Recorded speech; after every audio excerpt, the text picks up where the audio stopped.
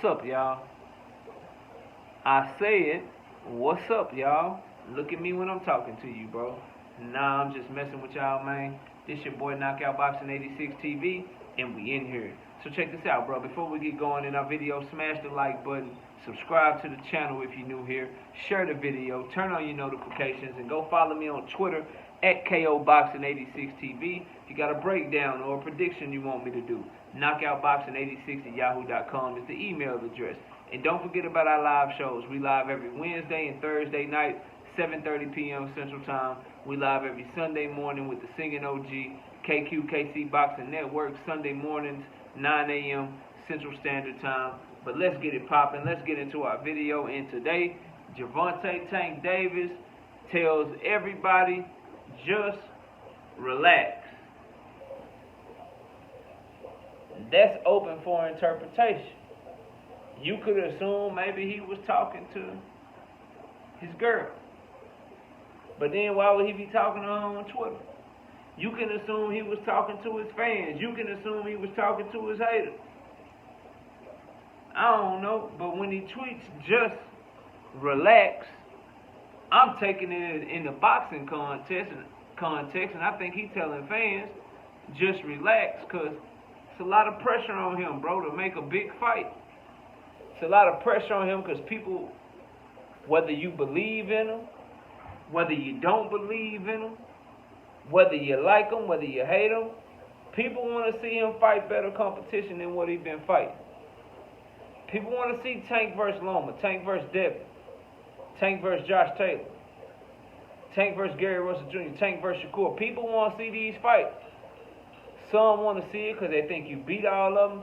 Some want to see it because they want to see you get your ass whooped. But everybody want to see it.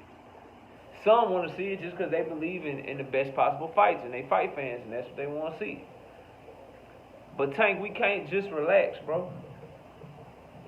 With great popularity, great power, great sales numbers, come with great responsibility. Like, when you were at the upper echelon of a sport, people ain't just gonna relax. When you ask people to spend $79, $99, come to the fight,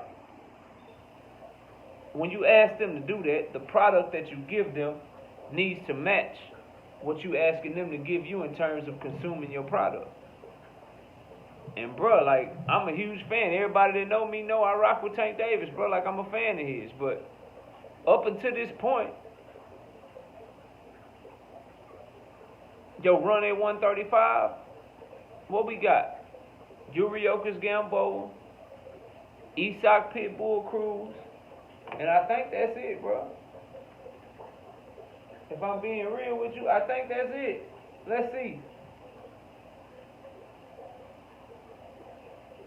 Where do you fight Nunez at, bro? Yeah, Yuriokas Gamboa, Isak Cruz, and Rolly Romero. That's the other one. That's your run at 135, bro. And in between that, you fought Leo Santa Cruz at 130, and you fought Mario Barrios at 140. People not gonna relax, dog. People are not gonna relax, and you shouldn't be asking them to. That's a bad look. You gotta, like, I don't know. Or maybe, here's another way you could read it. Maybe the shit that we just dropped about Ryan Garcia and Oscar De La Hoya, maybe it's a negotiating tactic. Maybe it's to throw off the people. I doubt it. I'll stand corrected if it is. I don't think they want this fight. But maybe he's telling everybody to just relax because he knows something we don't know. Maybe he know that they was just using that to try to negotiate, acting like they pulling out of the deal. We done seen it before. How many times all the fights falling through, the fights not happening, and then they get announced? Remember Caleb Plant and Canelo Alvarez? They walked away from the table. Fights not happening. Caleb Plant trying to blast Canelo, letting him know everything that they was offered and shit. And then the fight eventually get made and ends up happening. So maybe he's saying just relax for that. I hope so, because that's the only good reason to write some shit like that. But this is why Tank Davis needs to be more vocal. And, bro, if you go tweet, you need to be concise. You need to be clear in your message. That shit shouldn't be left up for interpretation. I'm only 5 minutes in, and I done gave y'all 2, 3, 4 different ways you can interpret his tweet. Just relax.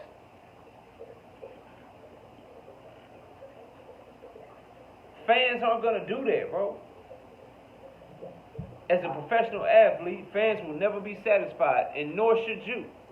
For as long as you lace them up, as long as you putting on the gloves and you stepping in that ring, you should always be trying to fight the big fights and the fights that people want to see you fight, because that's what's going to solidify your name. That's what's going to allow you to make money after boxing. Right? So, nah, bro, we ain't going to just relax. We going to keep pushing, keep asking, and keep wanting you to fight the best possible competition. And if Ryan Garcia is not available, bro, if you can't fight Ryan Garcia, you can't fight Devin Haney, Loma coming back for a tune-up, who you gonna fight, Tank? That's what people want to know. Ain't nobody relaxing on that shit. Who's the next best possible opponent for you, Tank? And before somebody tell me they bring nothing to the table, I'm not trying to hear that shit. If those people are not available, because Devin Haney got to fight Camboso, Vasily Lomachenko is coming back and fighting a tune-up, and then Bob Arum is trying to make Loma versus Devin. Ryan Garcia, if that shit's not available, if they have truly moved on, and you truly can't get that fight with Ryan Garcia because Ryan Garcia is fighting somebody else, and they use your name for clout or whatever it is, if you're not fighting Ryan Garcia, you need to have your ass in the ring with Frank Martin, Michelle Rivera, or Jose Valenzuela at 135. If you fight at 140, you need to have your ass in the ring with Subriel Matias, or possibly a Gary Antoine Russell. Those are the only fights. There's 5 fights. Those are the only fights. They're all PBC fighters. They all right there in-house. They can all be made easily. Now, I'm assuming he want to fight at 135. So the Gary Antoine Russell and Subriel Matias, that's far-fetched because they fight at 140. Tank dropped his belt at 140. He dropped his belt at 130. So he won't fight at 135. Because of the position you put yourself in, lying and saying that it was your last fight under Mayweather, and then basically Mayweather's negotiating for you, so showing that Mayweather is still your promoter. You left yourself with limited options for your next fight, bro. Because all the big names we want to see you fight, they take it. So you got to fight one of these hot contenders. One of these guys that people will say are up next and show us that they ain't really next. And it's 3 of them right there. Frank Martin, Jose Valenzuela, Michelle Rivera. They all right there PBC fighters. And Michelle Rivera been calling for the fight. So that's who you got to fight, bro. Sorry. It is what it is. That's what you got to do. And before any other Tank fans, because I'm a Tank fan too, oh, knock out, well, Michelle Rivera don't bring nothing to the table. Frank Martin don't bring nothing to the table. Jose Valenzuela don't bring nothing to the table. These are prospects. Tank don't get nothing from beating them. Alright, cool. Well, what the hell he get out of fighting Ricardo Nunez? Y'all remember that shit? It was on Halloween. Tank had on black and orange.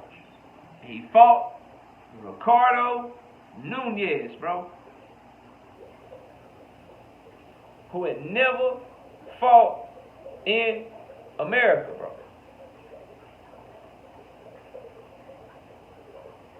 So I don't want to hear that shit about prospects, okay? I don't want to hear that shit. Ricardo Nunez was such food for Tank, and matchmakers at PBC think so little of Ricardo Nunez, they were about to feed Ricardo Nunez to Frank Martin. But Frank Martin ended up having a last-minute replacement in Jackson Marinez because Ricardo Nunez had visa issues. So I don't want to hear that shit. Don't come over here with that. Please don't come. For your sake, don't come over here with that. I don't want to hear shit about Frank Martin, Jose Valenzuela, or Michelle Rivera bringing nothing to the table for Tank Davis when I watched Tank Davis fight Ricardo Nunez. I don't want to hear it. I don't buy it. Those are his best options right now. That's it. Anybody else, I don't know what to tell you. At least those three, we can be like, it's a good fight. He's fighting him because Loma already got a fight. He's fighting him because Devin already got a fight. Ryan Garcia didn't want to fight, so he's fighting the best possible competition until Loma or Devin free up. That's all we can do.